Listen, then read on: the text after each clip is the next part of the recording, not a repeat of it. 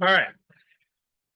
So before we get going here, what's going to pop up after class here today?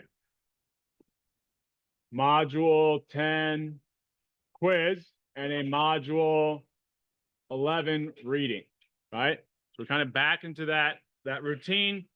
Those will both be due at the end of the day on Monday. So we're kind of back in that routine for the rest of the semester. I just wanted to make a couple clarifying statements.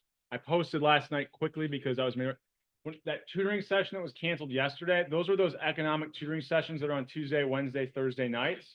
So that was not CL sessions, right? The CL sessions are still on tonight and Sunday. I'll post an announcement just to kind of clarify that after class as well. That was just the tutoring session that's over in Wiley Hall on Wednesday nights. It's on Tuesday, Wednesday, and Thursdays, but the one that was canceled was last night's. Okay. Other than that, next week, just kind of foreshadowing, we'll have that fourth packback assignment. It's going to be kind of related to what we're talking about this week with perfectly competitive markets and more specifically related to monopoly markets. But we've got to walk before we can run. We need to be able to have our kind of comparison of a perfectly competitive market, which is what we talked about Tuesday, before we can move on to talk about monopolies next week. So I'll post that after class on Tuesday, that fourth packback assignment. That'll be due at the end of the next week on Friday. So you have about a week and a half to 2 weeks to kind of get that done. Those are hopefully effort-based points. Hopefully we're realizing at this point, as long as you put the time, making sure you're getting those curiosity scores above 60, you should be able to get the full points there compared to things like the exam, which are going to be a little bit more measurement of both ability and effort. Okay? I also wanted to be clear. I had a lot of people stop by my office yesterday to kind of review their exam or have emailed me about coming in Friday. Those are not the only 2 days you can do that. You can do it next week. You could do it the week after. Someone told me that some of their professors get rid of their exams like after a week or something. My understanding is they're supposed to have to keep those for like up to a year. So I don't know what they're telling you, but I'll have those for the rest of this semester if you want to review those any more than just this week. Okay. But that should be kind of, I think, all the housekeeping stuff before we jump into material. You mentioned the CL sessions, assignments. Any other questions logistically about the class for me before we jump into material here today? Okay. So we left off last class, right? Just to kind of give a little bit of a recap, thinking about firms' production decisions. Okay. So we said everything we drew out Tuesday was for the firm, right? Now, they're going to face some average total cost, right? And then their marginal cost, we know from module 9, is going to intersect that average total cost at its minimum point. Okay. So we said if the price was up here, right? So the equilibrium price, that is the same as the firm's what? Marginal. So when I sell something, this is where I'm not trying to trick you. When you sell a product, what do you sell it for? The equilibrium price, if you're a price taker in a perfectly competitive market. So that is your marginal, how much money you're making, that would be called your revenue, right? So how do you make optimal decisions? Whether you're a consumer or you're a firm, it's where the marginal revenue of the last unit is equal to the marginal cost, right? We said that would identify the firm's profit maximizing quantity. How do we calculate profits? We said we've got, this equation, which is quantity times the difference between price and average total cost. So we're using that rule of marginal cost equals marginal revenue to find the profit maximizing quantity. Once we know that, notice here, if I was identifying profits, what's the width of that rectangle? The quantity that the firm is choosing. What is the height? The difference between the price and the average total cost. That's really where that profit equation comes from. Another way of thinking about this profit equation, what is average total cost? Maybe you've heard this in other class. I don't know. This is something that more like is a business term. Instead of calling it average total cost, what is another word I could use for this? Maybe you've heard it, maybe not, per unit costs, right? My average total costs are how much on average is costing me per unit. So if I've got my per unit costs, what would be the price? If I'm selling every good for the same price, that would be my per unit what?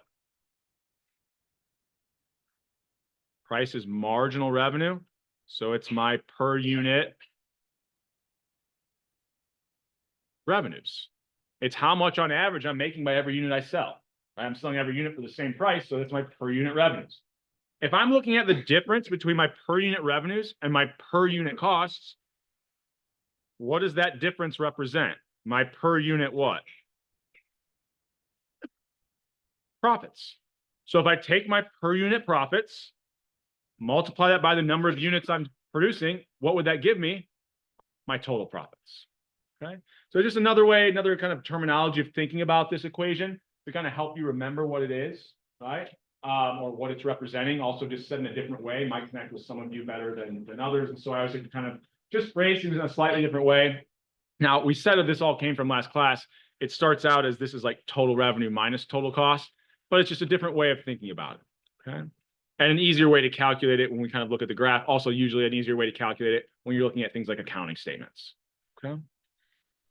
So that was the first decision we talked about. The firm is going to choose the quantity where profits are maximized. If the price ever fell down here, at that profit maximizing quantity, what is true about profits here? So I would still kind of think about, I've got this rectangle that represents profits, quantity times the difference between price and average total cost. But now if my price is below the average total cost, what's true about my profits here? Negative, right? So I now have a second decision to make. My second decision was, in the short run, I have a difference between my average total and my average variable cost. What is that difference? What exists in the short run that doesn't exist in the long run? Fixed cost. So the difference between my average total, anytime I have a graph, if I've got an average variable and an average total cost curve and they're not the same, I know that I'm in the short run. So if I have negative profits in the short run, I kind of gave these examples at the end of last class, like maybe a ski resort, right? When demand is low, when the price is low in the summer, what might they be more profitable doing? Shutting down or producing nothing. So we said, what's the shutdown rule? Well, the shutdown rule came from really just decomposing our profit equation and thinking about, I could rewrite this as my average total is just the sum of my average variable and average fixed. Rewriting this in a slightly different way. What is my average fixed cost times quantity? That would just be my average. Sorry. If I take average fixed cost and multiply by quantity, that would give me my total fixed cost. So another way of thinking about profits, just rewriting that equation, was something like this. Right? So this was the idea that if I shut down, what would my profits be? They're always, if I produce nothing, my profits are going to be what? So if this is 0, 0 times anything is 0. So what are my profits? Just negative whatever these fixed costs are. Doesn't matter if I produce nothing, I still have to pay my fixed costs. So if I shut down, I'm going to have these fixed costs. That's going to be my losses. My profits are negative. If I stay open, right, this would be my profit equation. So what's the only time my profits from staying open would be greater than my profits from shutting down? What would have to be true? Well, if I stay open, if I know I shut down, it's just negative total fixed cost, this would have to be a positive value in order for my profits to be a little bit higher by staying open. What's the only way this is positive? Well, I know quantity has to be positive if I'm staying open. So it would have to be that price would have to be above my average variable cost. So if price is above average variable cost, we said, okay, now my profits from staying open will be a little bit higher. That's what's optimal for me to do. If the price ever falls below average variable cost, then what should I do? Well, if price fell,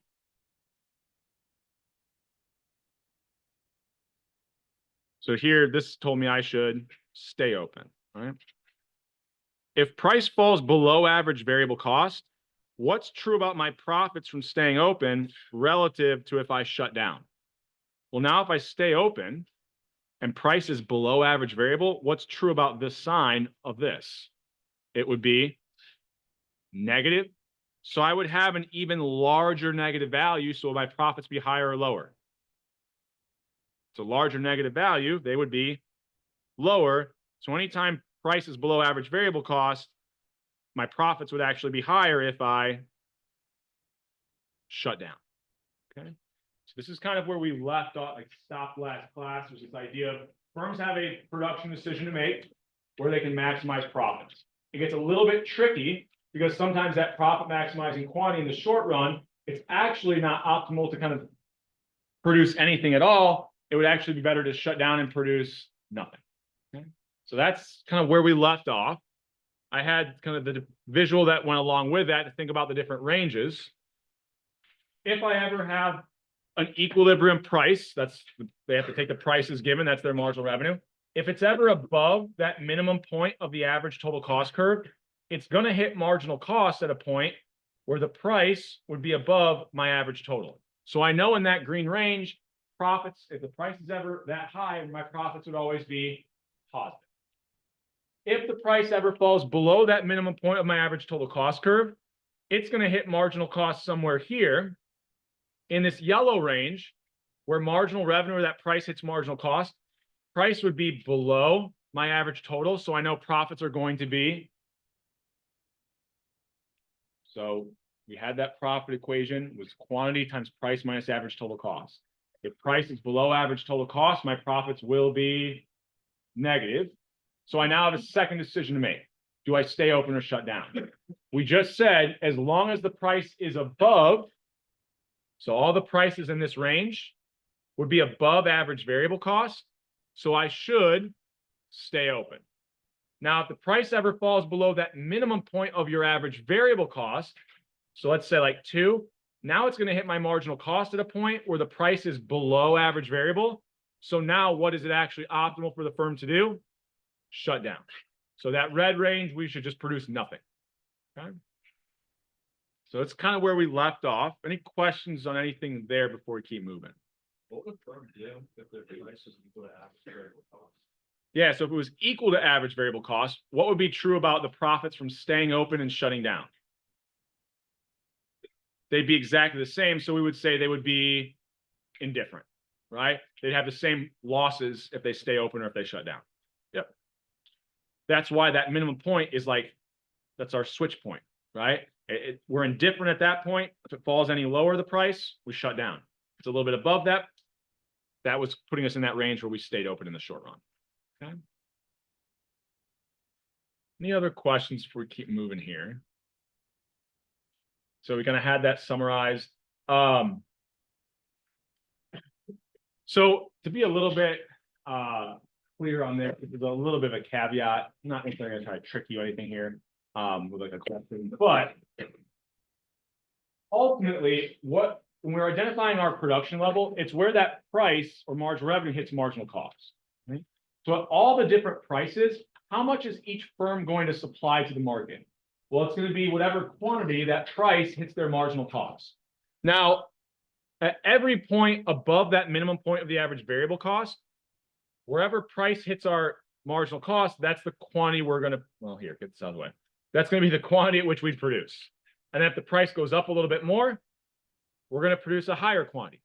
So notice that marginal cost of the supply, the marginal cost of that firm is really representing that firm's supply, right? Whenever the price hits that marginal cost, that's the quantity that, so just like we said all the way back in module 3, why did the supply curve represent marginal costs? Because for every firm, how much will they produce wherever that price hits their marginal cost curve? The marginal cost curve is the firm's supply curve.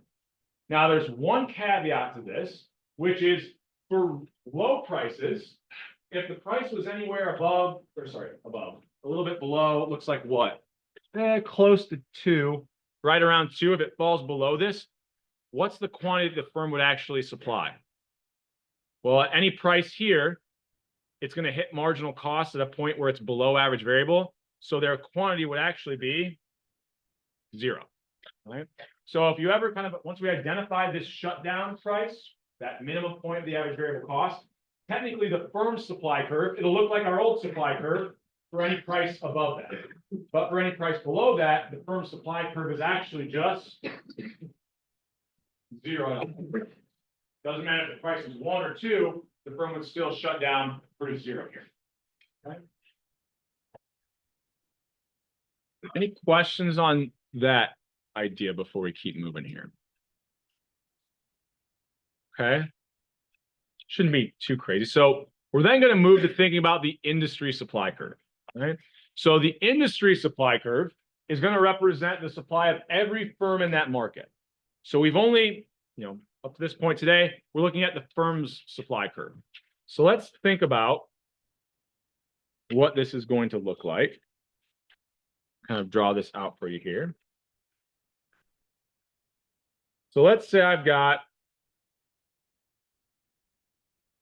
oh, there we go. Let's think about even we're in the short run and I've got different prices.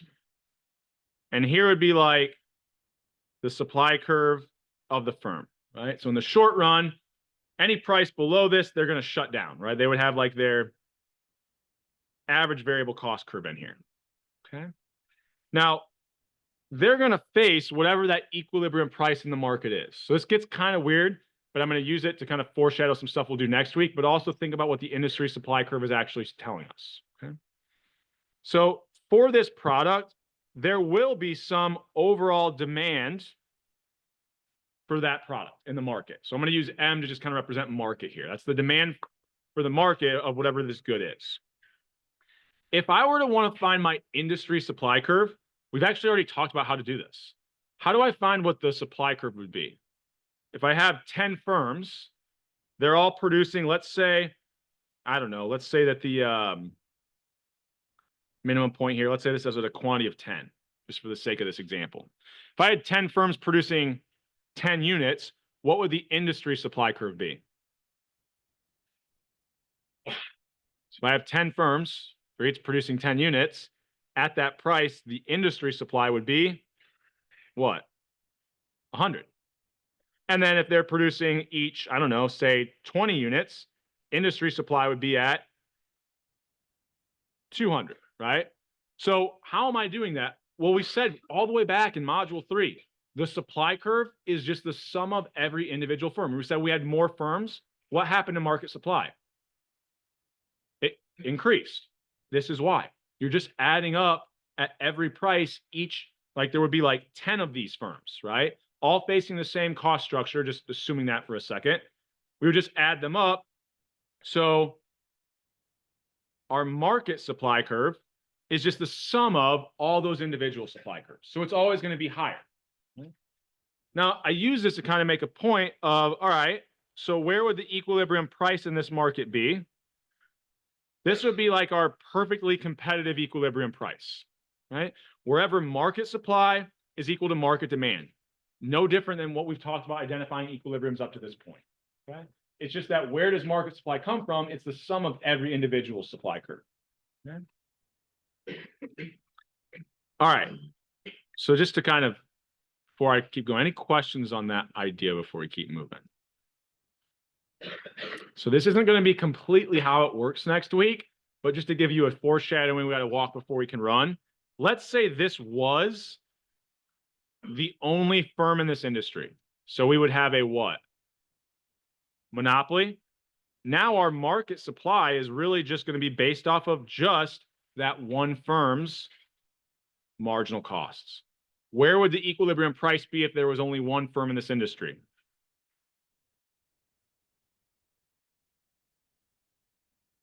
So this kind of already starts to allude to us. This is the concept we already have. What's going to be true about the price of the monopoly market relative to a perfectly competitive? It's going to be higher. Now, there's some other things that occur in the market. It will still be higher, but it doesn't work completely this way. We'll talk about those next week. But this is just already the fact that we have kind of a market supply curve being the sum of every individual firm's supply would lead us to already be able to see, oh, monopoly markets are going to have higher prices. All right. So, any questions on that before we keep moving? Okay. So, really, this is all I'm saying in this slide is that we're going back to identifying the equilibrium, not based off of one firm's supply curve, but every firm's. Right? So, our short run market equilibrium will be where that market supply curve hits market demand, or where quantity supplied is equal to quantity demanded. Back to what we've already talked about. Now, in the long run, right, we're going to get to this long run equilibrium, and we'll talk about how we get to that point basically for the rest of the class. But it's going to go back to really what module 3 is. As long as we have firms can enter and exit this market, we're always going to end up with an equilibrium price in the market that drives our profits down to zero. That's the end of the story, right? Now, in the short run, we've already been talking last class, and positive and negative profits can exist. So how do we end up in this long run equilibrium where profits are being driven to zero? What really hinges on that firms can enter and exit this market. So we'll start to think about how we get there. So this entry and exit decision really is what's going to be important for us in the long run. Okay. So I've got some stuff in the slides. I'm going to draw it out for us here. You know, I got some questions. Well, actually, I got a couple questions. One was, why don't you record this and give it to us? Why don't I think I've said it, but why don't I record everything I do here and give it to you guys? What does that create a pretty large disincentive to do? Show up, right? Showing up kind of helps you see me build through these. Now you can turn on like the animations or like present mode and go through the slides. And sometimes I'll even draw things that look very similar to what I have in the slides. But I just think there's a value in kind of working with these, you know, seeing me build these out and you kind of following along. So that's why those don't get recorded, right? There needs to be some value added to being kind of in class here. And it's not just because I'm mean, it's because I know if you just go through on your own, it doesn't tend to stick as well, okay? So let's think about, I'm going to stack these two things side by side, and I'm going to want to look at the market here and the firm over here. So quantity, it's just that this is representing the quantity of the firm. Okay? So let's say I've got a supply curve. This is my market supply. This is the price. Here's my demand curve for the market. Right? And I'm going to start out. Here's my average total cost curve. I know my marginal cost. I'm trying to draw this as best again. It's supposed to be at the minimum point of the average total cost curve here. This firm will take whatever that current equilibrium price is as given because they're in a perfectly competitive market. Right? So that price, we said, is the firm's what? Marginal. I've already said this today. The price the firm faces is going to be its marginal revenue, right? We've got marginal costs. We need marginal revenues. So here we have a scenario where the profit maximizing quantity for the firm, where marginal cost is equal to marginal revenue, is at a point where price is above my average total cost, right? So if price is above my average total cost, what's going to be true about profits? They will be, so just as a kind of reminder, our profit equation is taking the quantity we produce, multiplying it by our per unit profits. If price is above average total cost, profits should be positive. So if there's positive profits to be made in this industry, and I'll kind of use something I just read about. So what do you think, like social media platforms, do you think that they're pretty profitable right now? I mean, I would argue that, yeah, if you look at their accounting, they're earning some pretty high profits. So what are other firms going to want to do? If I see YouTube making a bunch of money, what might I try to do? Enter that market. Who's trying to enter the social media market right now? You guys in the business school, just like, I don't know, just look up at like CNN or look at CNN Business every day. What is Amazon trying to do? Kind of like TikTok. Yeah, right? So why do you think they want to buy TikTok? They think there's positive profits. So if you see positive profits, firms are going to want to enter that market, right? As they enter the market, though, that's going to cause some changes. So even though there are positive profits, if I start a new social media platform and I try to compete with the existing ones, what's going to happen? So if I'm a new firm, I enter the market, what's going to shift in this market? If I now have 11 firms instead of 10, what's going to shift? Market supply, it's going to increase, right? So what'll end up being true is, and here I'm going to put, this is not squared, it's just like the second supply curve that we're looking at. Firms will enter this market, maybe here's the first firm, here's the second firm that enters. Profits are still positive, but as that supply is increasing, what's happening to the equilibrium price? It's going lower and lower. Firms will enter markets where there are positive profits to be made until they push this price. Well, it's right here. Right. Until that price or my new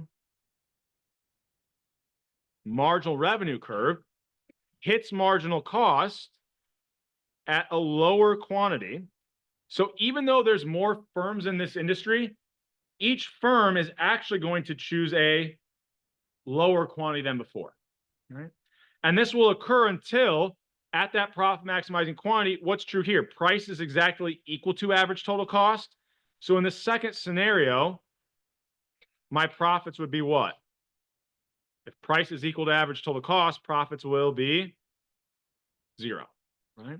So when you have positive profits in an industry, firms will enter this market. The market supply will increase. What does that do? It causes downward pressure on the price, lowers that equilibrium price. As the price gets lower, our profit equation, price is going to be getting closer and closer to my average total cost until it exactly hits it. Profits are 0. Now, is there any incentive for a firm to join that industry? No. All right. They'd be indifferent. They get 0 profits if they enter, 0 if they don't. All right. In fact, if profits were 0 and another firm enters, what would happen? Supply would shift a little bit more. The price would then actually be below average total cost. And now that firm joining would actually cause there to be negative profits. Okay. Any questions on this before we keep moving? Okay. So I won't draw the second one. I've got something in the slides that looks similar. But just to kind of give you a foreshadow. So I said profits are equal to 0 here. If a firm does enter, let's say, I don't know, I see these all the time around Bloomington. I'll use them as an example today. See like all these, I'll use them a couple times today. All these like smoke shops, right? That like, they're just everywhere. And they seem to like continuously be popping up. If it helps to think about in Bloomington, another example where you might see this true is like restaurants. The same 10, if you look 10 years ago, the same restaurants in Bloomington aren't the same ones that there are today. Some have entered, some have exited. What happens? Everybody looks at these smoke shops sometimes or sees these things, are like, oh, I can make a quick, easy, but they're earning profit. I can enter that market. Well, what happens if everybody thinks that? Too many people join that market. What does that do to the price? Well, that would actually push the price even lower. What's true now at this lower price? Price would be below average total cost. So now what are profits? So now what are some of the firms going to do over time? I can't operate with negative profits forever. So over time, some firms will exit. Supply curve would shift back until we get back to that point where profits are equal to 0. So it's not that like all the firms are perfect at identifying exactly when they should. Sometimes we have to make like an overcorrection, right? But yeah, that would be kind of the example I would give you there. But the same kind of thing would happen. Everything would just work in the opposite order. So another way visually of looking at this is, let's say we start out with positive profits. So I kind of just have the bullet points here. I'll talk through this kind of with the visuals in the slides, right? So we just worked through this when we said if prices above average total cost, profits were positive. So what happened? Firms entered that market, increased our supply. As they increased supply, that pushed the equilibrium price down until we get to this point where price being equal to the marginal cost was at a point where it was exactly equal to average total and profits were zero.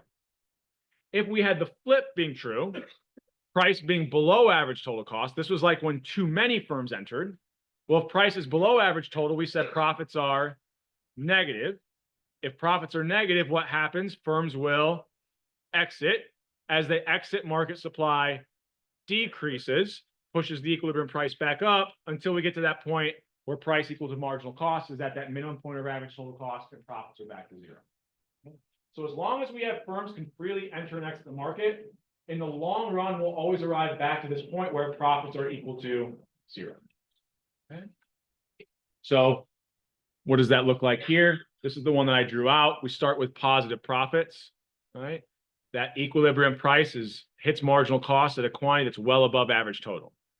What happens? Firms or other people see this. Firms join the market, pushes down the equilibrium price.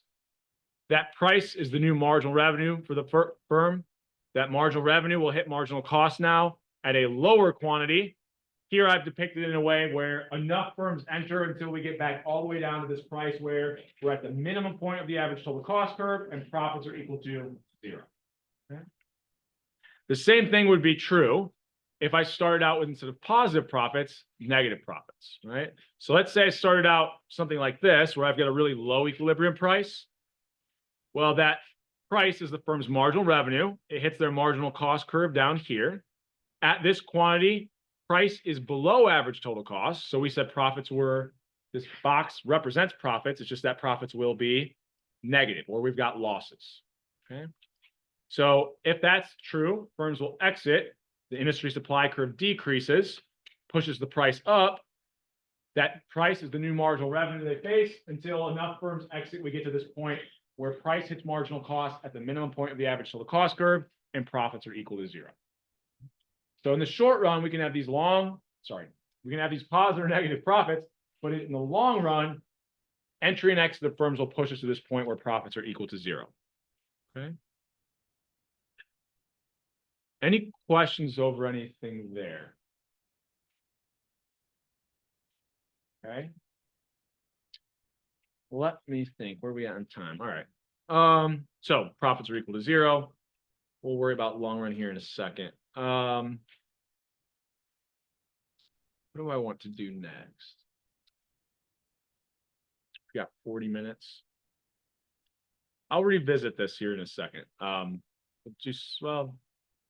No, I think it's good to do it here. We'll talk more about long run kind of costs here in a second. I want to, so I want you to think about what we were doing here. I'm gonna give you guys like 5 minutes or so, because I think there's gonna be some value and not just see me drawing more things out, but you trying to take a stab at it based off of what we already know, okay?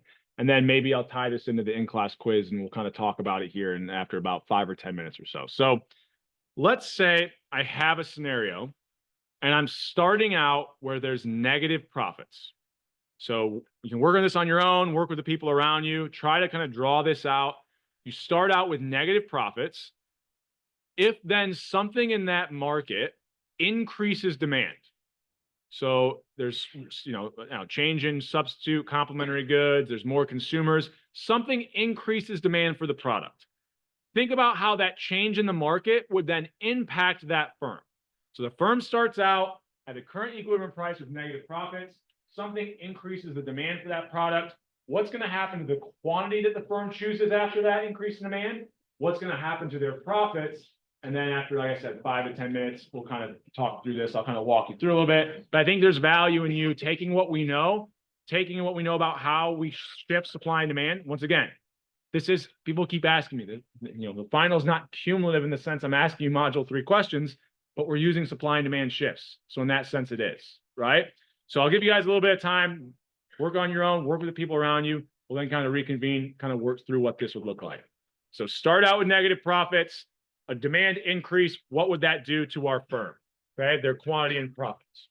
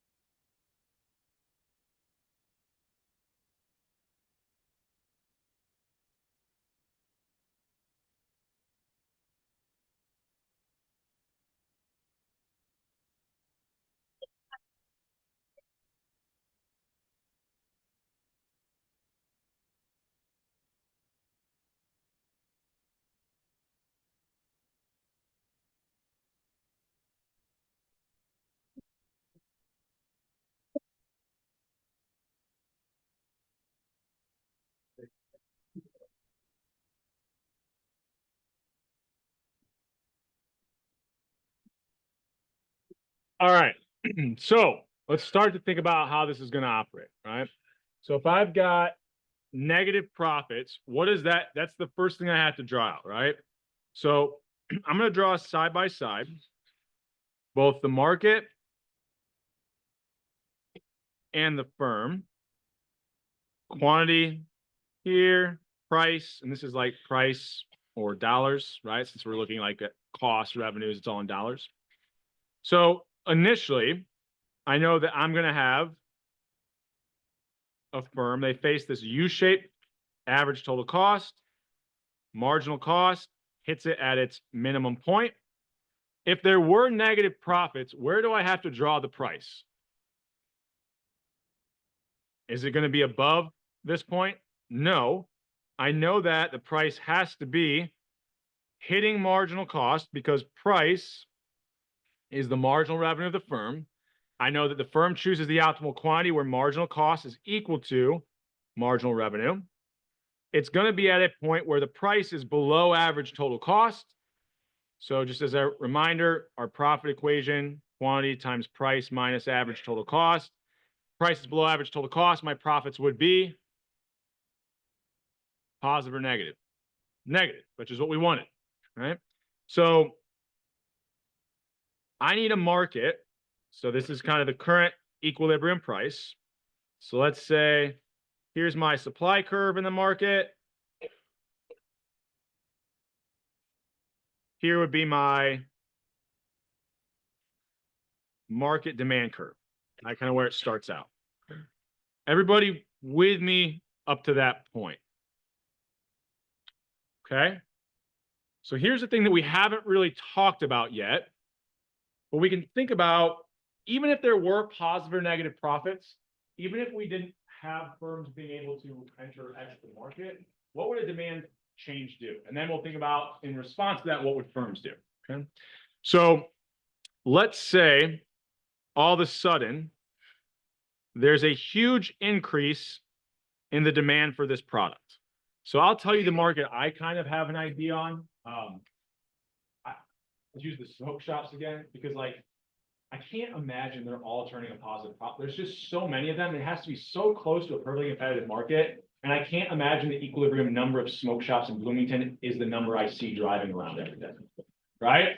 Now, if they're earning negative profits, obviously in the real world, things get kind of tricky. We would think, oh, negative profits, eventually some of those firms are going to exit, right? What do you think some of those firms might think is going to happen in Indiana, maybe over the next 5 years? So they're all selling Delta 10, 8, I forget which one's real marijuana and which one's fake, right? But you know, for whatever reason, you know, that stuff can't be good. They're like, oh, marijuana is natural. Yeah, it is, but Delta 10 is being altered in the lab. So we have no idea what that's going to do yet, right? So what do you think maybe they hope happens over the next 5 years? The products they're selling, what do you think they hope becomes legal? Probably marijuana, because then they've got a business where they're already set up to do that, right?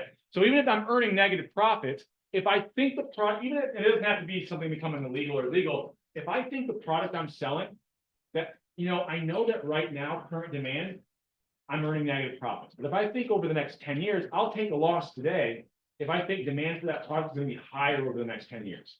Maybe this is a product where, or an industry where I'm like, well, I've got some good knowledge that, you know, influencer A, B, and C are really into this thing, and it's about to get out there, right? So I think there's going to be a huge increase in the demand for this product. What would that do? Increase the equilibrium price. If the equilibrium price goes up, what's going to happen in this market? Well, my new marginal revenue curve is higher. So now the optimal quantity for the firm, if it experiences a demand increase, will be that the firm will produce more than they were before. And what could now be true if that demand increase was enough, price is now above average total costs, and now profits are positive. Whereas before we started out, profits were negative, right?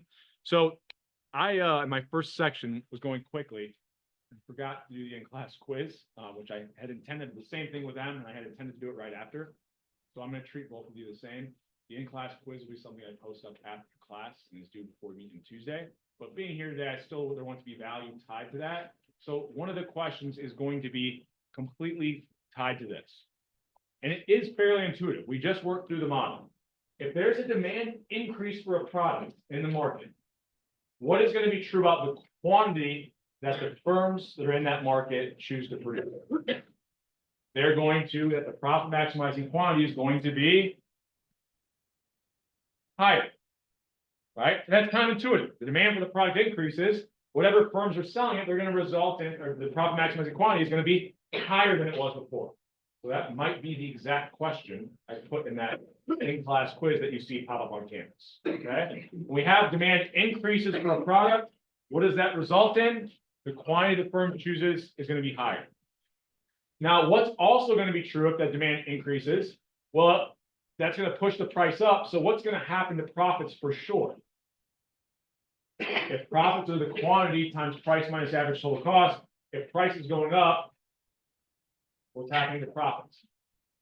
They're going up as well. So demand increases kind of intuitively will result in higher quantities chosen by the firms and higher profit levels. Okay. Any questions on that idea? And I've got some stuff in the slides.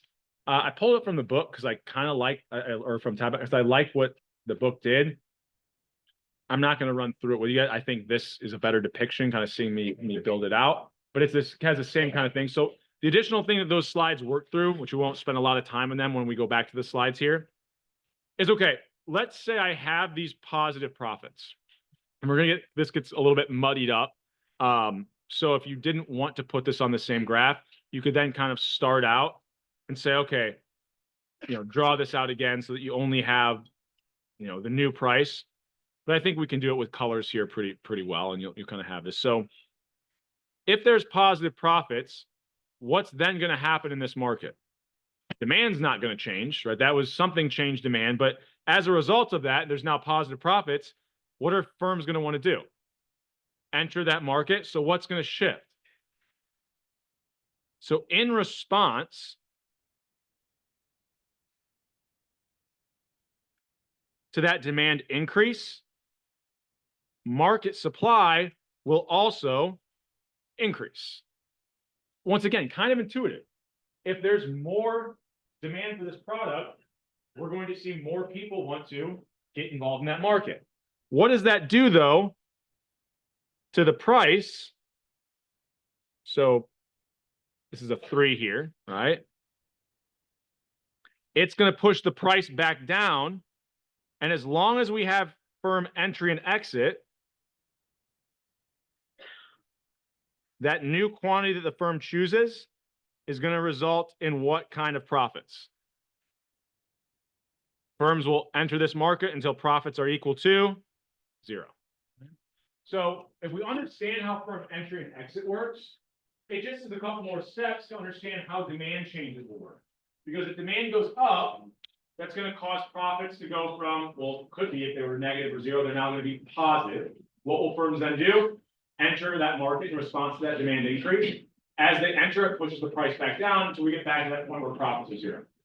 If we ever started out with negative profits, let's say we start out with 0 profits. If we ever experience a negative impact or a decrease in demand, what would that do? So if demand decreases, the equilibrium price is going to go down.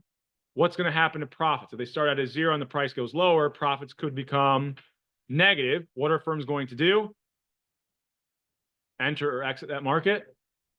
In the long run, over time, in the short run, we might continue to stay open and operate, but we can't hemorrhage money forever. So eventually firms start to exit, supply decreases. That would push the price up until we get back to that point where, so it doesn't matter if demand shifts happen, firm entry and exit will then always respond to push that price back to that point where profits are equal to 0. So in the long run, in the short run, a demand shift can change and we could have positive profits. In the long run, and how do we define the long run? This could be kind of a philosophical question, but really it's enough time that firms can respond to market conditions. So as long as we have enough time where firms can enter or exit this market, we'll always see that price being driven back to a point where profits are equal to 0. Okay. Any questions over anything there before we keep moving? And I'm using colors. I'm also trying to use numbers. So if you're kind of following along here. All right. Any questions on this before we keep moving? Okay. So we'll leave this here as I kind of move on. The next thing we're going to talk about is when we're analyzing these decisions, we're always kind of looking at like a snapshot. So these cost curves are really what we would call short run average total cost curves. It's what my costs I currently face are. So I can't maybe impact demand for the product. I would love it if I can, right? Because then I could cause maybe profits. So what might I do? Find some influencers to help increase demand. But let's assume that given the current market conditions, I can't impact demand. What else could a firm try to change that might result in going from 0 profits to positive profits? If I can lower my costs, right? So what we're going to be thinking about is the long run cost curve, right, is going to be really a combination of all the different short run average total cost curves I could face. So I have a more continuous version of the slide, which we'll switch to in a second. I'm just going to break this down to a more simplistic thing with only 3 different choices. And then we can think about, well, I can actually choose like an infinite amount.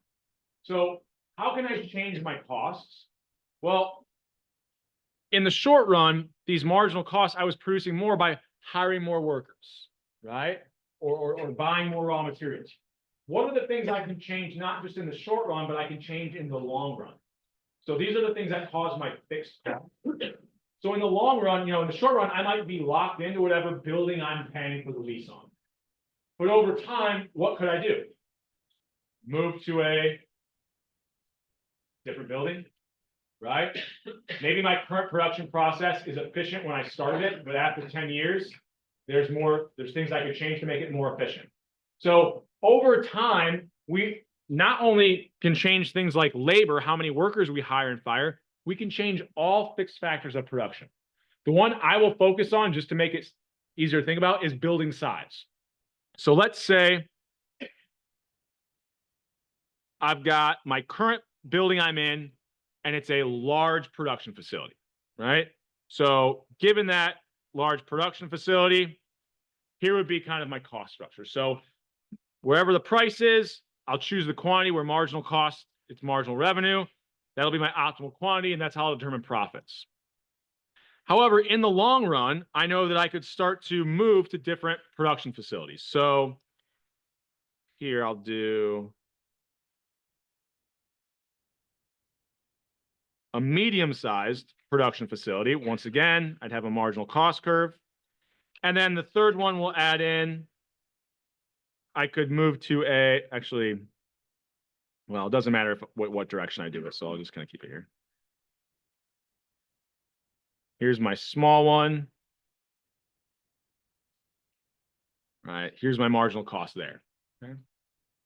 So in any snapshot in time, I am in whatever building size I'm in, a medium, a small, or a large. Well, let's just think about this idea where I start out in a large production facility.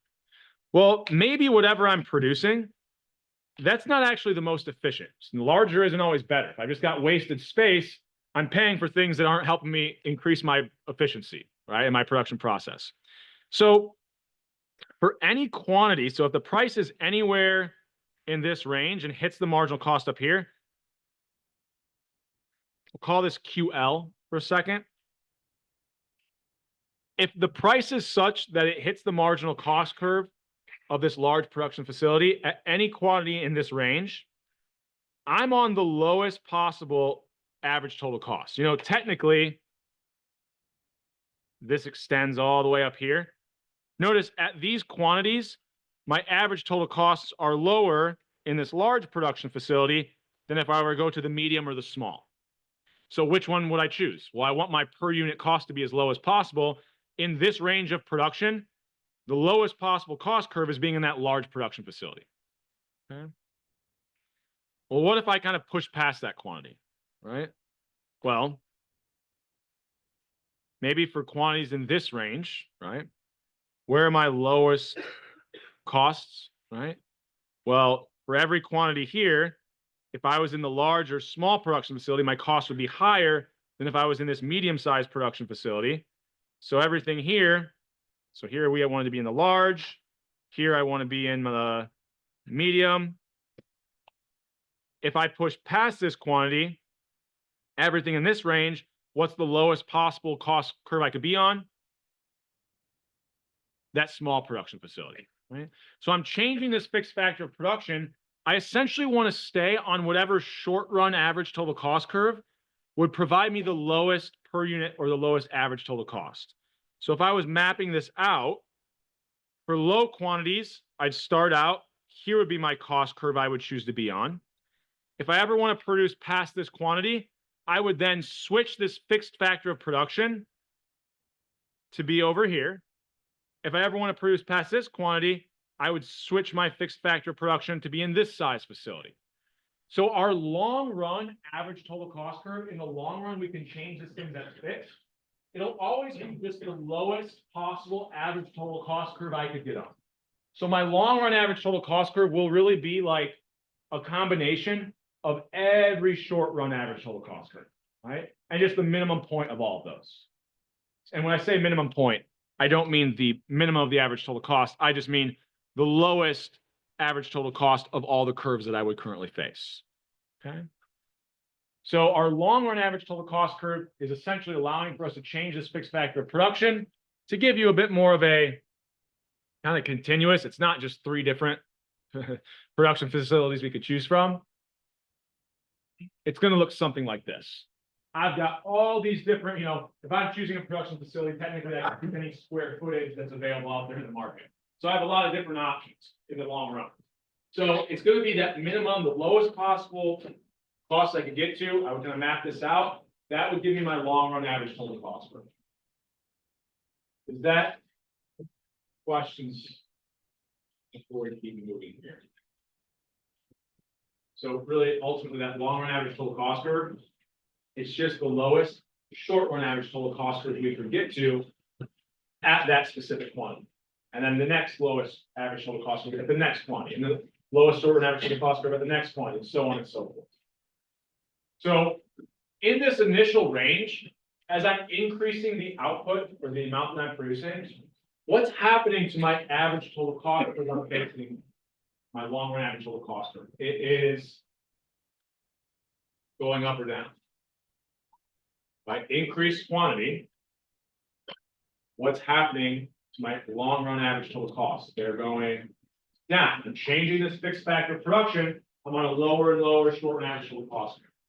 So by increasing production, I'm lowering my cost. We would call that economies of scale. I'm scaling up my production and I'm actually lowering my per unit costs. So given the same equilibrium price, lowering my per unit cost is going to be a good thing, right? The price stays the same and I'm lowering average total cost. What's going to happen to profits? The difference between price and average total cost is in our profit equation. Price stays the same. I'm lowering my average total cost. My profits will go up.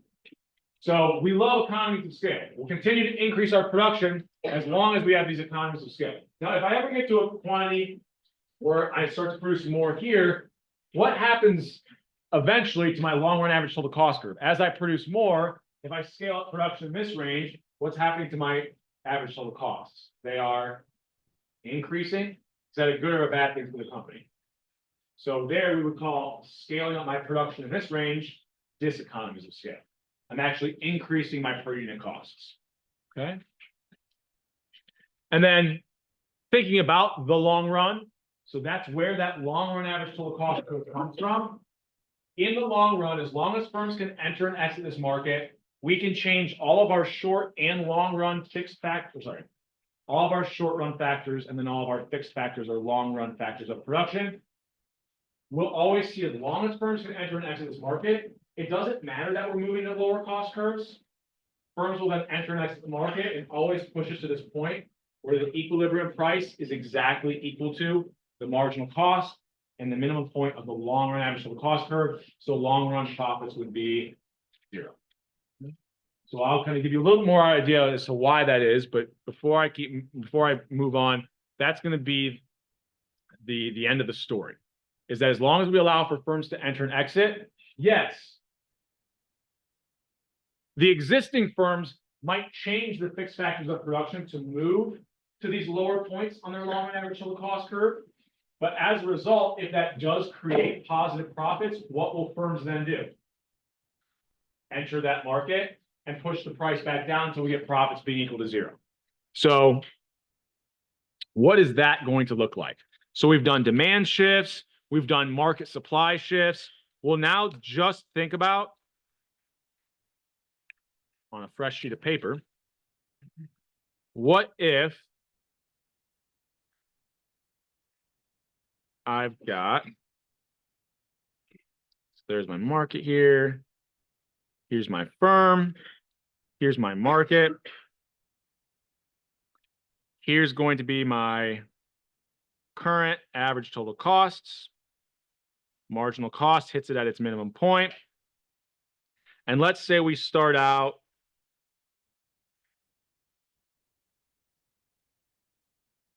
with an equilibrium price, which is the firm's marginal revenue.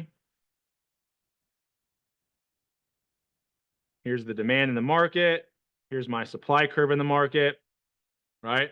So here my profits start out as what? Where would marginal revenue hit marginal cost? At a quantity for the firm where price is equal to average total cost, or profits would be equal to 0, right? Remember, profits are quantity times price minus average total cost. Okay. If I'm able to lower my per unit costs, so I can change this fixed factor of production and I can get to a lower cost curve. So let's assume nothing else in the market changes, right? And that one firm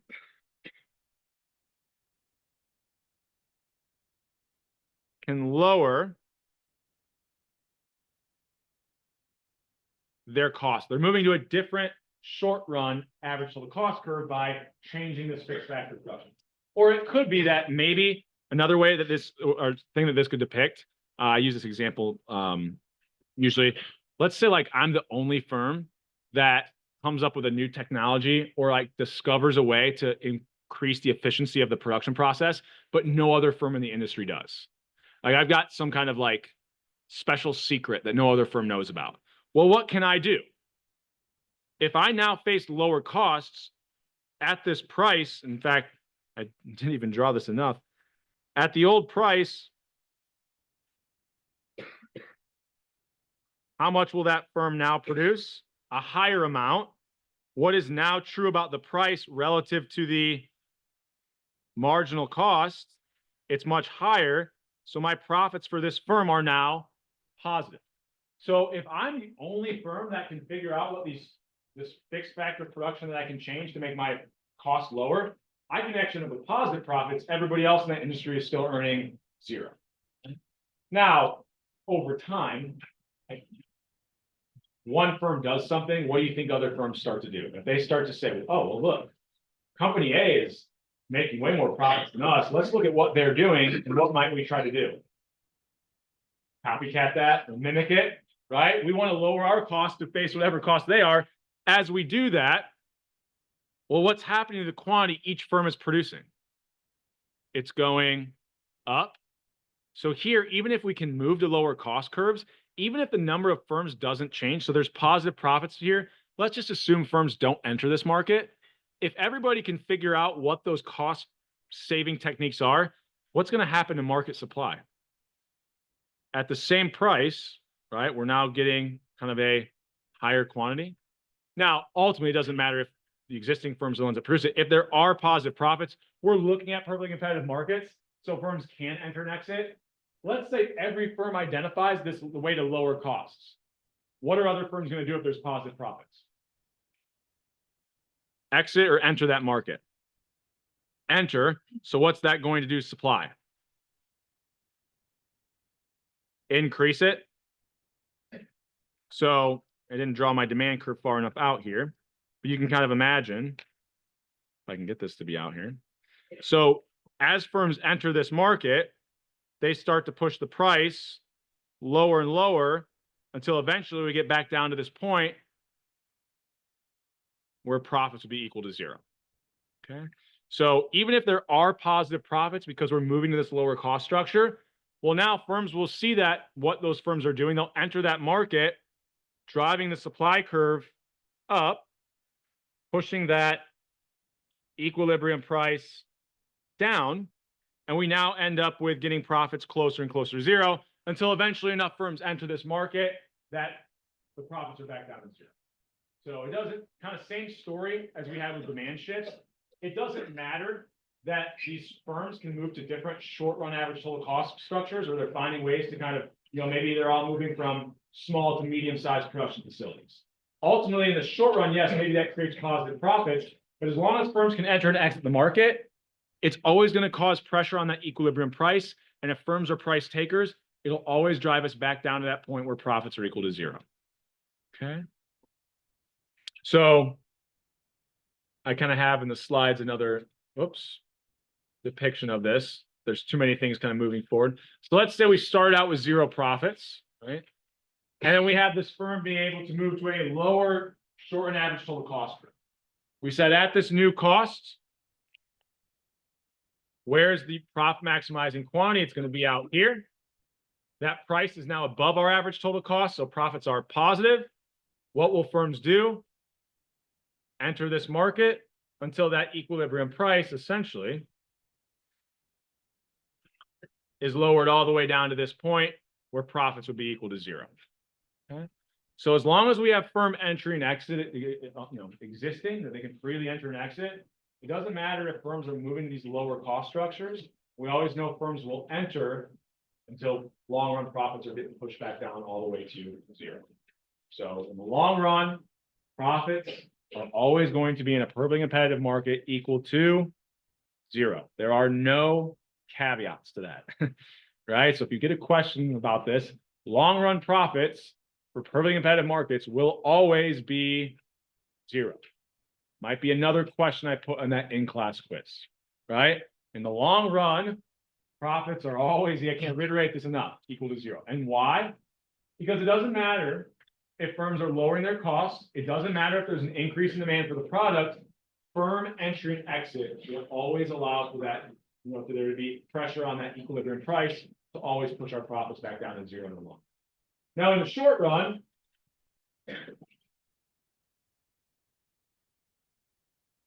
if this firm can identify something that moves into a different cost structure that other firms can't, they could earn positive profits in the short run, right? And if you're a firm, and you don't care if that long run profits get driven to 0 in 100 years, if in the meantime you can make some positive profits along the way, you like that. That's a good thing. Okay. Let me think if there's anything else I want to say here. Are we having time? Okay. Any questions on that before we keep moving here? Okay. So I think here I've just got a conclusion slide, and this is really what I've already reiterated. Basically, in the long run, in these perfectly competitive markets, we do assume, and that was kind of how I said on my example, that even if one firm is able to identify a different way to reduce their costs, eventually all firms will be able to realize that. So there's no barriers to entry. So there's no restrictions. Like everybody knows what everyone's doing. We'll see all of them adopt kind of similar production techniques so that all their costs will be exactly the same. It's always going to drive us down to that economic profits being equal to 0 because of firm entry and exit. And then in the long run, basically, I put in no mutually beneficial transactions go unexploited here. We'll probably touch on this a little bit more when it comes to the monopoly markets, but this is the idea that if there's positive profits to be made there, no one's just going to ignore those. If I see another firm choosing to sell something, choosing a certain type of production process that results in certain costs, and I see they're earning positive profits and I'm not just going to ignore that, right? I'm going to exploit those same behaviors so that I can kind of get a piece of the pie, so to speak, right? I can be earning some of those positive profits as well. The only problem is everybody has this incentive. So if everybody adopts the exact same production techniques, we're all selling the same products that have this high demand where positive profits existed, and we're allowing other firms to enter the market, we're always going to get driven down to this point where profits in the long run are equal to 0. Okay.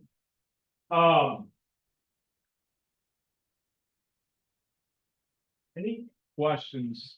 I guess we'll get out of here a little bit early here today. So I will post an in-class quiz from today. This is where you might want to listen. This is where the benefit of showing up today will pay off. I am telling you guys the 2 questions I will ask you. So, because I'll post this,